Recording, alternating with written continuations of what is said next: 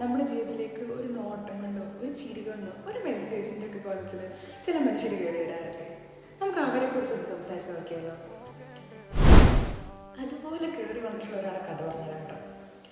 ശരിക്കും പറയുകയാണെങ്കിൽ 2024 ഒരു ജൂൺ മാസം, ഏകദേശം 26-27 ഡേറ്റ്, ഓർമ്മയില്ല.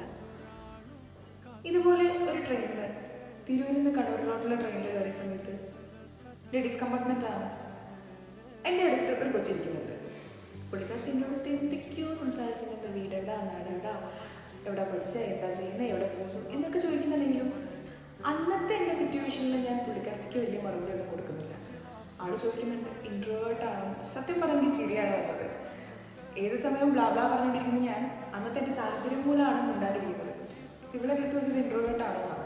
ഞാൻ ചിരിച്ചിട്ട് ഒന്നും പറഞ്ഞൊന്നുമില്ല, ചിരിച്ചു. പുള്ളിക്കാരത്തി പിന്നീടും കുറേ കാര്യങ്ങൾ പറഞ്ഞു. ഞാൻ കോട്ടയംകാരിയാണ്, കോഴിക്കോട് പോവുകയാണ്, അമ്മ വീട്ടിൽ പോവുകയാണ് എന്നുള്ള ആളുടെ കുറേ വിശേഷങ്ങൾ ചോദിക്കാണ്ട് തന്നെ ഇങ്ങോട്ട് പറഞ്ഞു കൊടുക്കുന്നു. ആൾ കോഴിക്കോട് എത്താൻ നേരം ഞാൻ വലിയ മൈൻഡൊന്നും കാണിച്ചില്ല.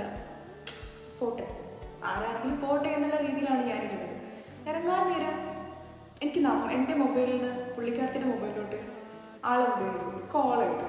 അപ്പം ഞാൻ എന്തിനാന്ന് മനസ്സിലായില്ല എന്നുള്ള രീതിയിലാണ് നോക്കിയപ്പോൾ ബായ് എന്ന് പറഞ്ഞ ആൾ ഇറങ്ങിപ്പോയി.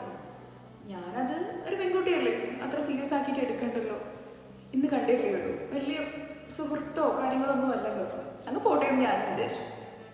പക്ഷേ ഞാനിവിടെ ഹോസ്റ്റലിൽ വന്ന് എൻ്റെ ബാഗെല്ലാം വെച്ച് തിരിഞ്ഞപ്പോൾ എൻ്റെ മൊബൈലിൽ ഒരു notification. Hi, I M Sethulakshmi, ഇന്ന് നമ്മൾ മീറ്റ് ചെയ്തിരുന്നു ട്രെയിനിൽ നിന്ന്, നീ ഹോസ്റ്റലിൽ എത്തിയോ, ചുറ്റുപാടും ഇഷ്ടപ്പെട്ടോ, സുഹൃത്തുക്കളൊക്കെ എങ്ങനെയുണ്ട്, വീട്ടിൽ വിളിച്ചോ, വലുതും കഴിച്ചോ. I am really shock. കാരണം മുമ്പ് ഒരിക്കലും പരിചയമില്ല, ആരാന്ന് പോലും അറിയില്ല. Something like that. അപ്പോൾ ഇങ്ങനെ തുടങ്ങിയിട്ട് ഇപ്പം ഇന്ന് നിൽക്കുന്നത് ഒരു ബെസ്റ്റ് ഫ്രണ്ട് എന്നുള്ള രീതിയിലാണ്. ഇങ്ങനെയൊക്കെ നിങ്ങളുടെ ജീവിതത്തിലും ആരെങ്കിലും ഉണ്ടെങ്കിൽ ഒന്ന് കമൻറ്റ് ചെയ്യണം. എത്ര ആൾക്കുണ്ടെന്ന് നോക്കാമല്ലോ നമുക്ക്. ബൈ.